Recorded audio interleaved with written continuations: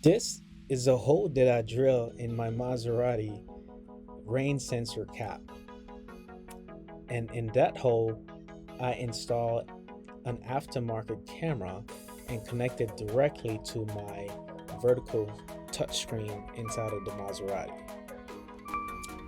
The installation process was not as difficult as I thought it would be. One thing that I learned about that, after I put the radio back in, I realized that I connect the aftermarket camera into the wrong input of the vertical touchscreen for the Maserati Ghibli. So this is a video of the aftermarket camera video feed while I'm driving after the installation. It looks pretty clear. And if I did connect it into the DVR input, then it would have been recording everything every time I drive. The only thing is this camera only powered when the car turns on.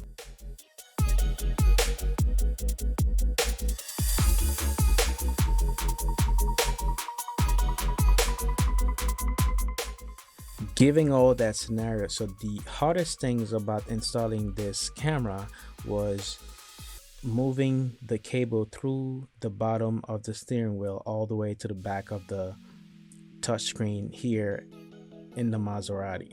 So the touchscreen was fairly easy to pull, so you just pull it out, it just come right off after you remove the bottom screw from the left and the right side.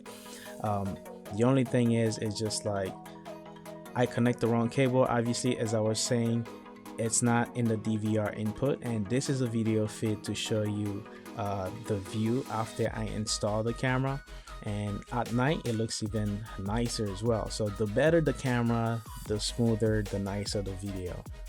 Okay, so I don't recommend doing this because this was just a thing that, I just wanted to experience. But if you do plan on putting a DVR camera input to your touchscreen, you need to buy a proper DVR camera, and that way you get a better, crisper and nicer video. But this was just an experiment.